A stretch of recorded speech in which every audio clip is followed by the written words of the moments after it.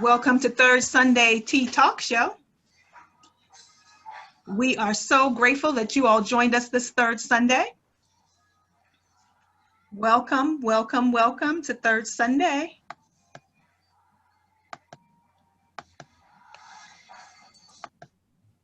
Welcome, welcome. And we are going to share it on Facebook. Yeah. Welcome, our Facebook family. Welcome, everybody. Welcome to Third Sunday Tea Talk Show. Welcome, welcome. Just give welcome. Us 1 second. Welcome, my sister Barbara Huggins. I got to give her a shout out. Will you I've go known right her ahead? all my life. Some shout I out. think this is her first time joining us. No, it's not. But usually I don't have the camera on. Okay. Oh. I love you much. Yes. Welcome everyone to Third Sunday Tea Talk Show, where we educate, celebrate, and advocate. We are truly grateful on today to have another Third Sunday. And the topic today is Let's Talk Education.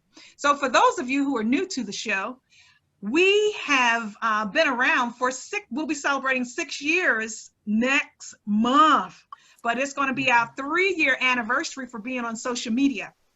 So we are truly very grateful on today. We have a dynamic featured guest, Dr. Edward Newsom Jr., who is with us on today, but we are going to start our show with a blessing.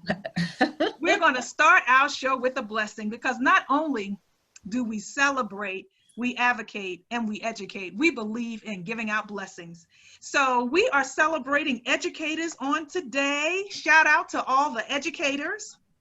So what we would like for you all to do, those of you who are paraprofessionals, teachers in elementary, high school, if you are a professor, if you are a retired educator, what we would like for you to do is just put your name in the chat box and, your title, whether you're teacher, professor, retired educator, if you're paraprofessional. And we're going to give out a Third Sunday blessing starting off our show before we get into our flight to excellence with Dr. Newsom. So make sure you send your status in your name to Carolyn in the chat. For those of you who are joining us by phone and you don't have access to the chat box, you can text 443-695-6110. That's 443-695-6110. Type your name and type whether you're a teacher, a paraprofessional, whether you teach elementary school, high school, or whether you are a retired educator. We're going to celebrate you on today. We're going to celebrate you on today. So we have one of our great sponsors of our show. We love her to pieces, Renee Rivers. She is giving our first Third Sunday blessing. Renee, welcome to Third Sunday Tea Talk Show again. Thank you. I'm happy to be here. I appreciate you all. And we appreciate you. Yes. So tell us your business and what your blessing is today.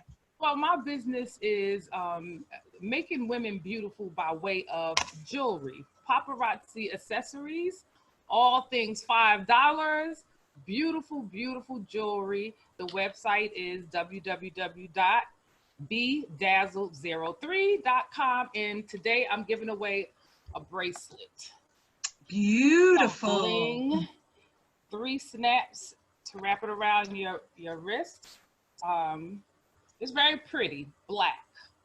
So I don't know, I didn't get any numbers together, but Carolyn, maybe you can, do numbers from 1 to maybe 30 or something like that. Right. That's fine. So Renee, text me the number that you thought about. And when I say go, those who are educators, because again, we're just doing educators on today, if you can put in the chat box a number between 1 and 20. And when whoever's the closest to the number that Renee has will be the winner. So Renee's going to send me a number between 1 and 20. And those of you who are, okay, y'all didn't even give me a chance to say 1, 2, 3, but it's okay. It's all right. Okay, so I have 3 people who have put in numbers, and I have Renee's number. So our winner for today is Nat Adams. Nat Adams, congratulations. You had the closest number to the number that Renee had. So if you can do me a favor, please, and text in the chat, put your name, address, phone number, all of that information, and send it to Renee. Believe it or not, guys, Renee is in Texas. So she is giving us support all the way from Texas. And so we're really grateful for her.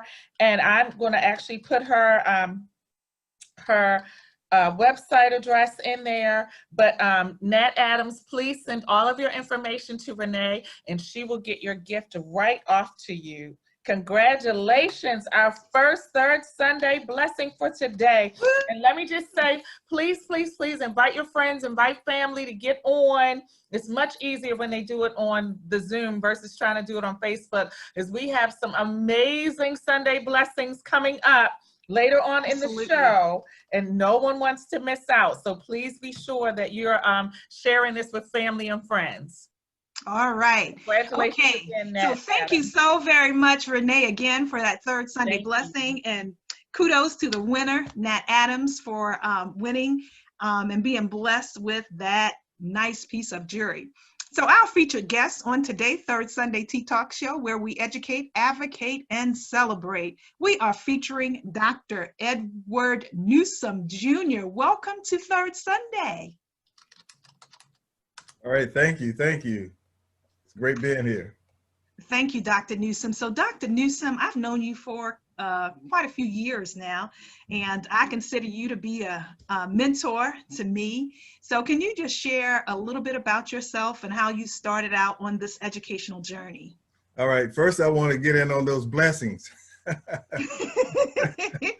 So we love it. We love it. Thank you. You can figure out how you're going to do this later in the show. Absolutely. So we'll have about 3 of these books that we're going to give to our listeners. So all right. I don't know how to do that, but we got you covered. No worries. We got you covered. No worries. We'll figure it out. Thank you so much. All right. So a little bit about my background. I'm a North Carolina boy via my father being in the military, so we travel quite a bit. But when I got to college, went to a small college, HBCU in North Carolina, Elizabeth City State University. While there, I decided to major in elementary education, and so that was my path. And so, as fate would have it, at some point, I dropped out of school, got drafted. While I was drafted, when I was in the service, my wife, who's on the line now, Sandra, she's here somewhere where you see Sandra's iPad. She said, why don't you change your major to early childhood education? And I'm thinking, it's too late to do that. I'm already in my senior year. She said, well, what are you thinking, that men don't have a play into young children's lives? So it made a little sense. So when I got back, I changed my major to early childhood education. And the reason I mentioned that, that's an important vantage point that was, I think, the foundation of my career for over 45 years in education. That piece on early childhood education, seeing what happens at the early child, the path that they take in life, what kind of support systems they need around them. And so that led to a career that I'm just going to mention some of the things that I've done. In addition to being a early childhood teacher from grades K-3, I also had a stint as a 5th grade teacher. I became an administrator at a high school, assistant principal. From there, a principal at an elementary school. And I was the elementary principal for 5 years. After that, a high school principal for 6 years. Became a middle school principal for 5 years, and a chief educational administrator in one of the school districts. And at some point, I decided to sort of pursue a career in special ed, and I became special ed certified. Continuing that out, I became a director of school performance, working on data, seeing how data interplays with student achievement. Eventually an assistant superintendent for high schools, assistant superintendent for middle schools, superintendent in Danville, Virginia, a college adjunct professor at Morgan State, Trinity University, and at Bowie State. And so to my students, I call myself their professor for life because I believe that educators, as educators, we should be a resource. With that said, my career path started me on a journey to the book, Flight to Excellence, over, I guess, about 30 some years ago. And what was the notion for the book is that I was thinking that parents expect that educators would provide the best environments and help their children with opportunities for life. And to administrators, thinking from all the places that I had been, what can we do in the world of education as administrators to help push the envelope for children and their success, in addition to teachers? And with that, stakeholders in general, the community, lawmakers, and the like.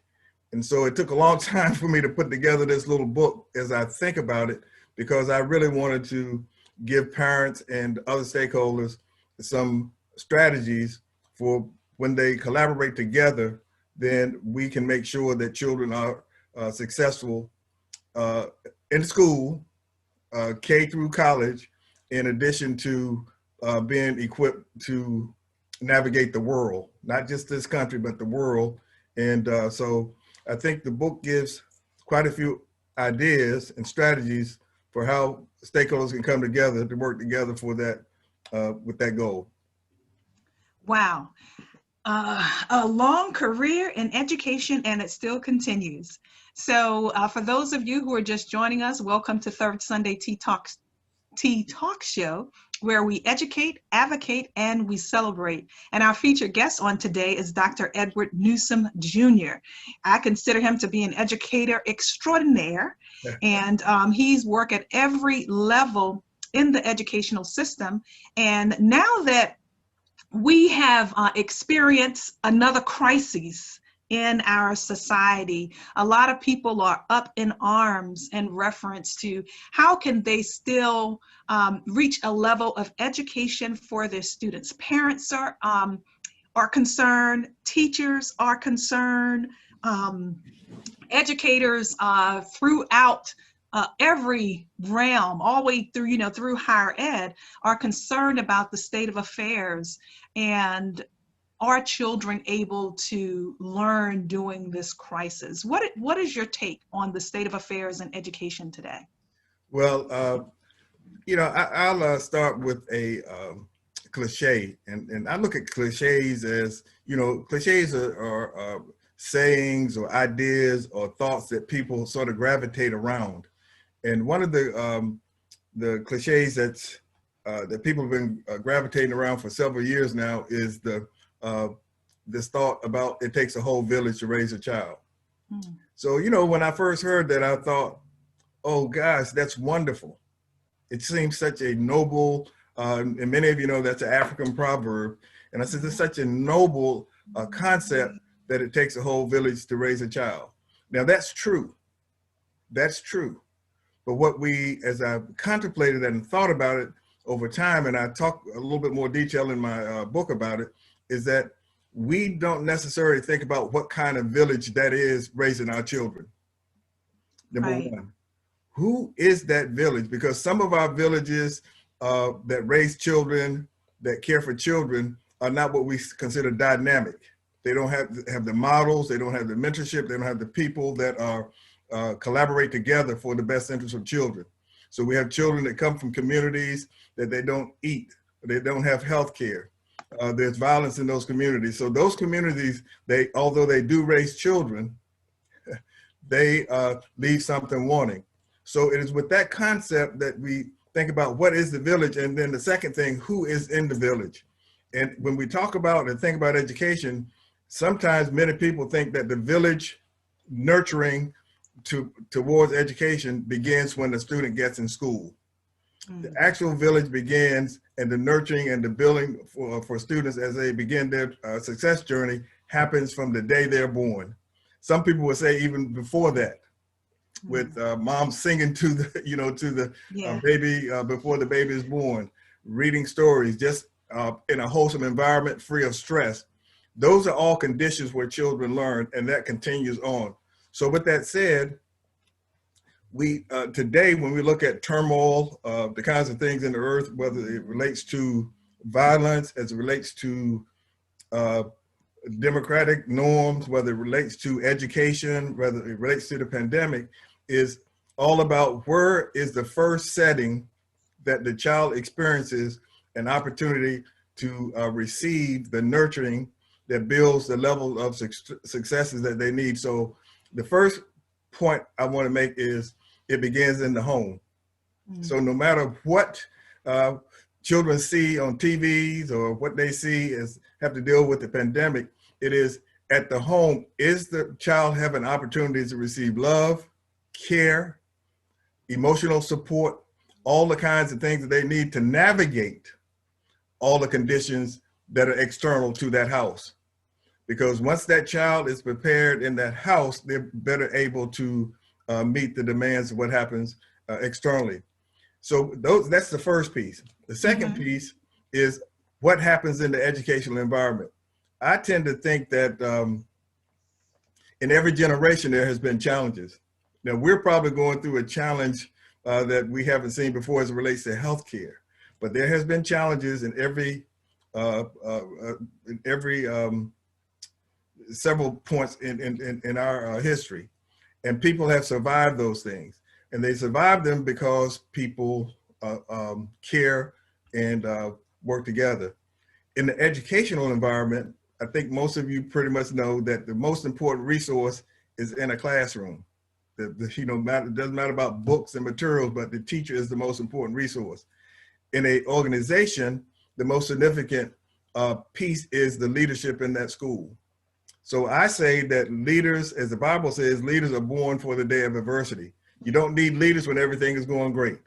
But because of the need for leadership to help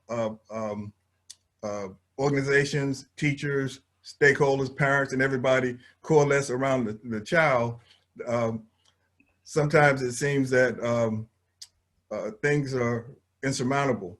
So in terms of leadership in our schools, leadership in our educational environment, it's an important time.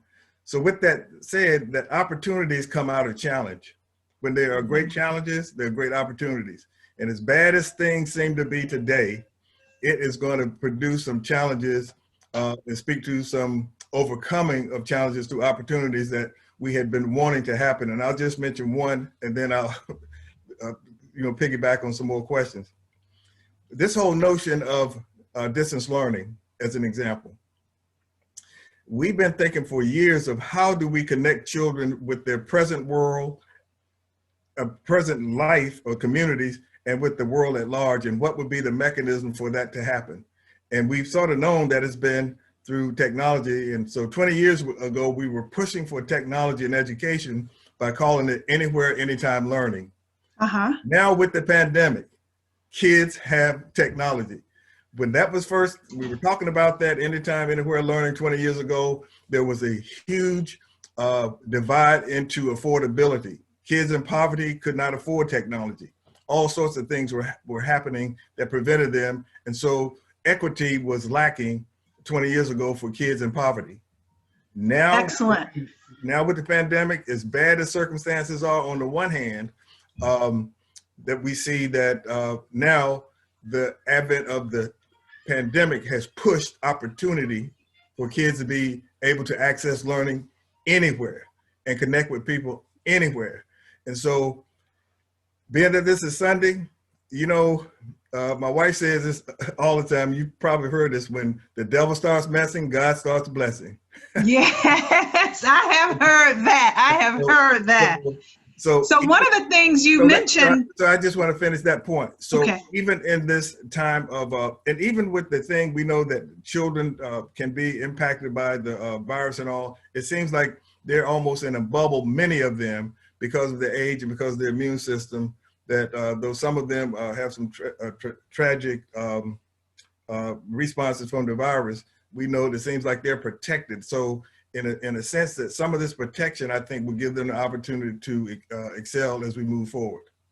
Excellent, excellent. So in the midst even of this pandemic, I truly believe that students will still have an opportunity to learn, because more teachers than not put all of their effort forward to make sure that learning happens every day. So whether it's in person or whether it is virtual, I really believe that teachers are doing the absolute best that they can to ensure that learning is still taking place.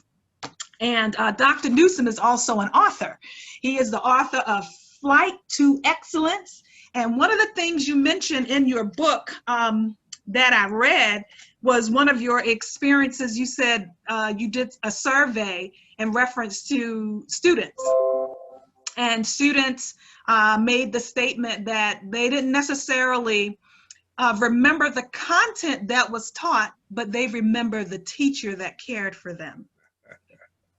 So can you speak a little bit in reference to that? Okay, so thank you, Dr. Pearson. That's an interesting point that you brought, that, that you made reference to that.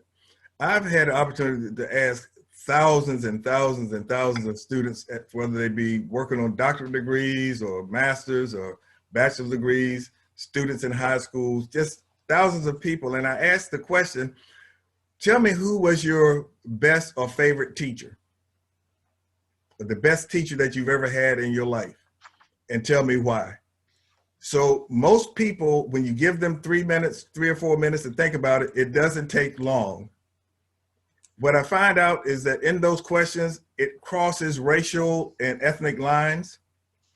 Sometimes it's a person, it's an aunt or uncle or somebody in that house. Sometimes it's a professor, but 98% of the times when you ask them and when they respond to why that person was their favorite or best teacher, these are the kinds of things they say. They made me feel special.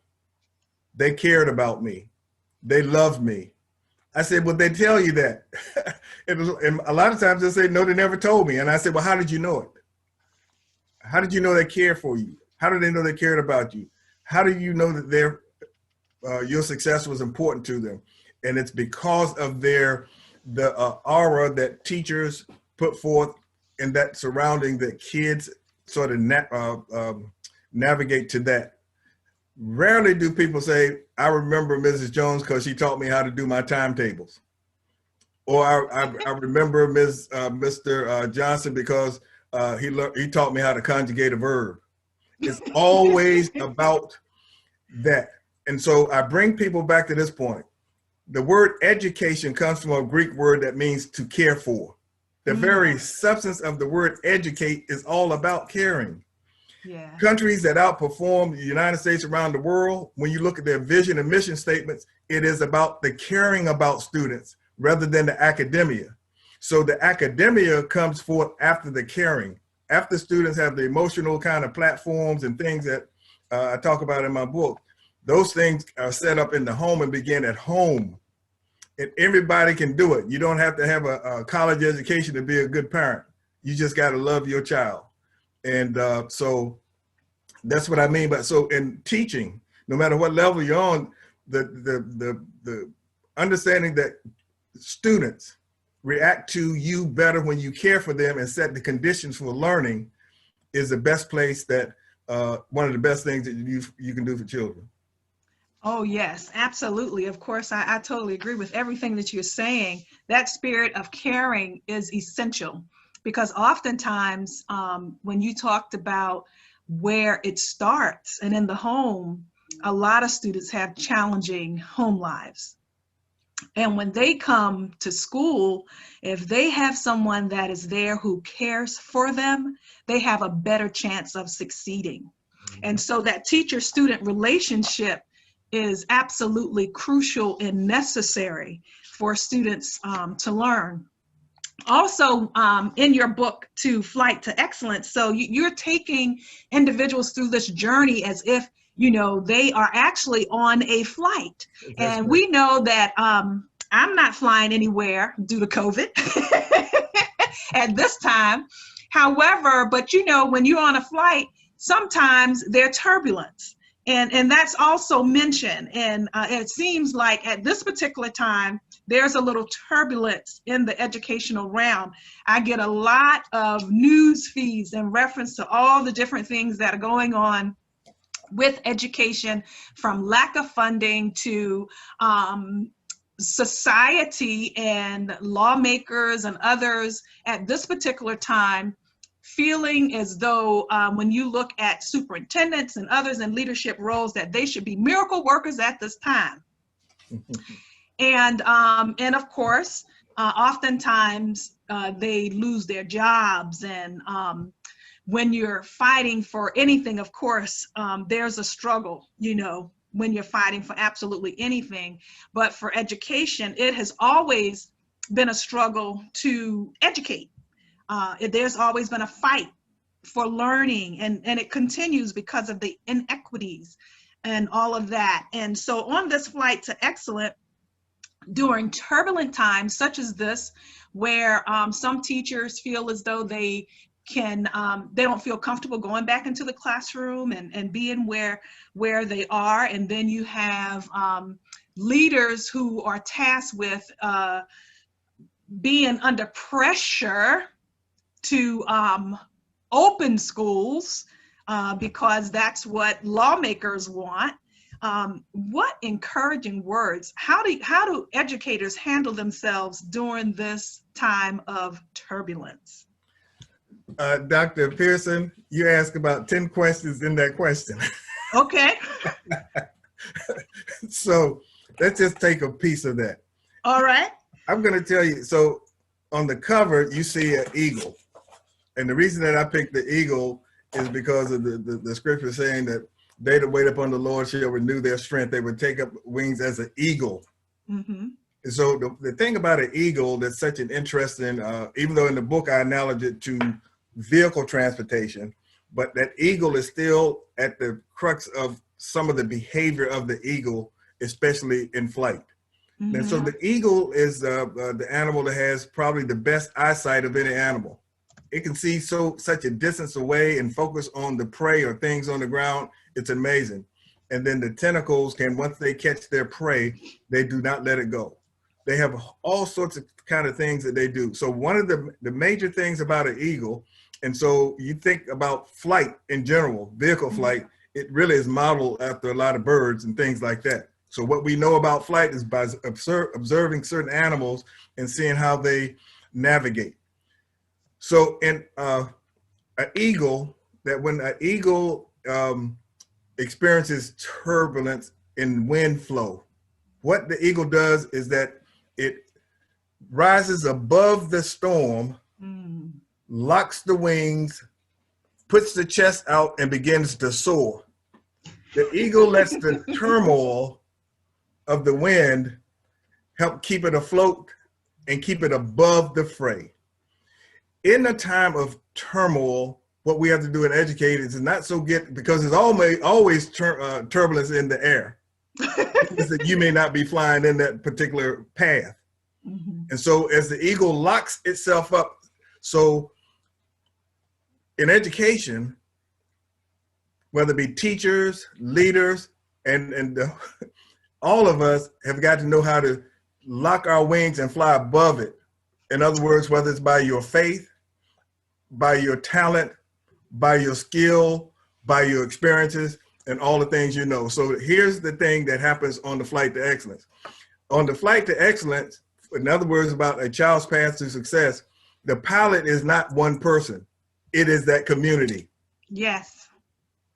So now instead of one person sitting in the seat, it's everybody that has your well-being at heart.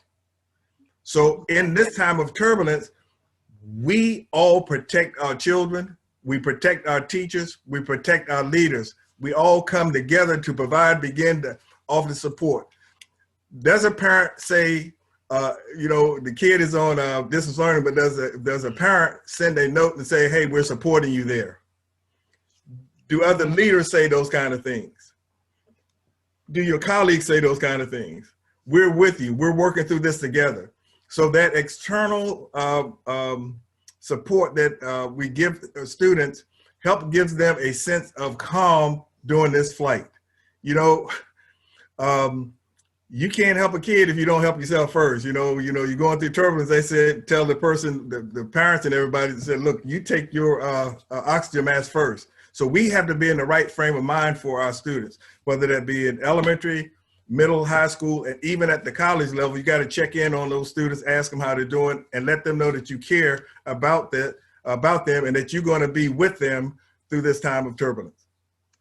Exceptional, exceptional. Absolutely. We're not in it by ourselves. So those of you who are just joining us, this is Third Sunday Tea Talk Show, where we educate, celebrate, and advocate. And we have Dr. Edward Newsome educating us on today, not only educating us, encouraging us on today.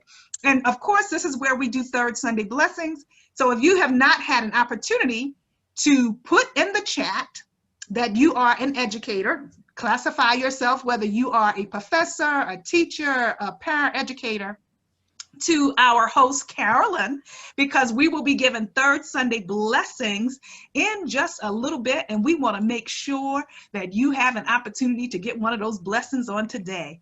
So we're going to open up for an opportunity for you all to ask Dr. Newsome questions in reference to education, in reference to flight to excellence.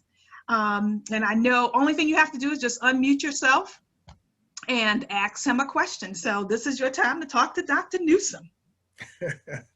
And I know that there is someone on the here with us who I know also has a copy of his book and has been in the chat. So Carlisa, would you like to start us off?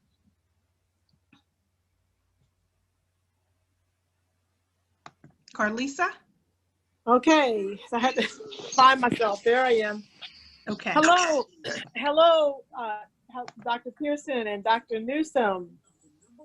Can you hear me? Yes, we Yes, can. we hear you. Okay, well, first of all, I'd like to say I missed both of you during COVID.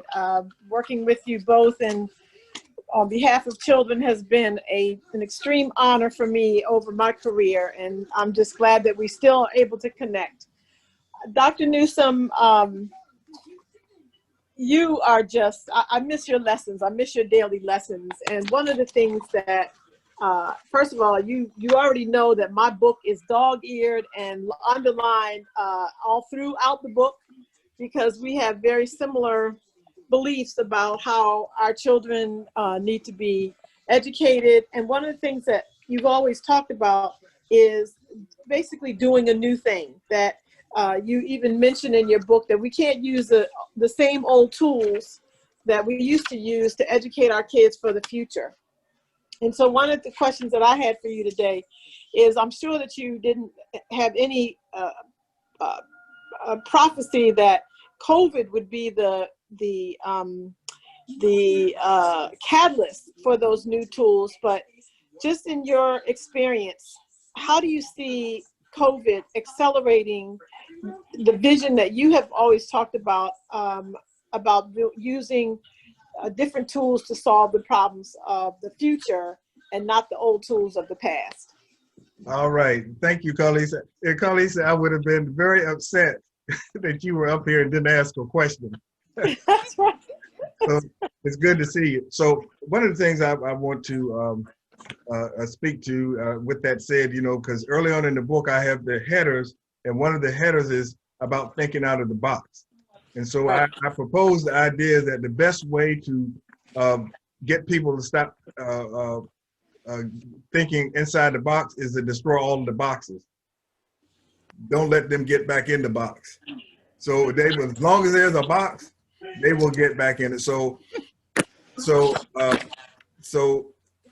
my theoretical base that I start thinking about generations, and you've probably heard some of this before, is the nature that, and I've been talking about this for the last 20 years, is about women in leadership. It's just that because women start with, for children. There could be a father in the home, and that's great. But women, children seem to begin to see women, the nurturing, the things, their leadership at the very first part of their life. And so I have proposed that in this time that we live in, we should elevate and start thinking about the contributions that women as a collective unit. If you look at world history, if you watch women in leadership in the world, you will see a prominent role of women in leadership. And so you've heard me say this, I've been speaking towards women at the national, state, local positions of authority.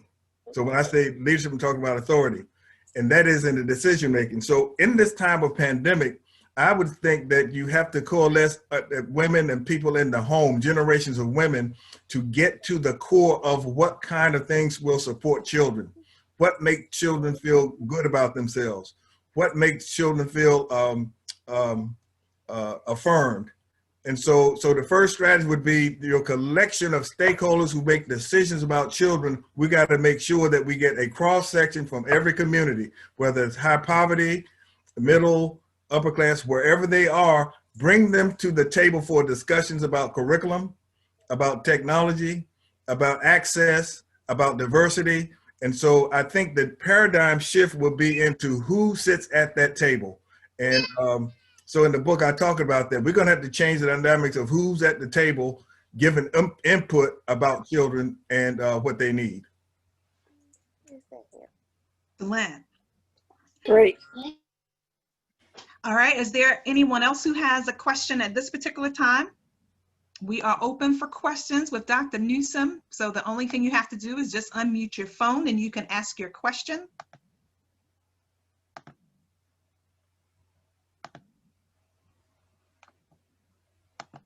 Okay, no one has a question at this time. I'm full of plenty questions. So on this flight to excellence and in this wonderful book, Guaranteeing Success for All Students in the 21st Century, you mentioned that it takes the entire community to support students in that academic journey. How important, and I know it's very, very important for everyone to be at the table, but can you share how the community at large can support students, the community at large? We talk about the community and we're all a part of the community, but those who are on the outside of the schoolhouse, those who are on the outside of the schoolhouse. Okay, Dr. Pearson, I spent quite a bit of time talking about what that community looks like and about everybody's responsibility in the community, whether it be the people at the local stores, the physicians, the business arena, your next door neighbor. So I'm going to give you, and many of you, some of you may have come from a small town, and I happen to, my father was in the military, as I mentioned, but I came from a small town in North Carolina. Some of people, if you were raised in big cities, it's like the folks on your block, the people that lived on your block. As a matter of fact, when I was a kid, if you did something you weren't supposed to do or were in a place that you weren't supposed to be, your parents knew before they got home. When they walked in the house,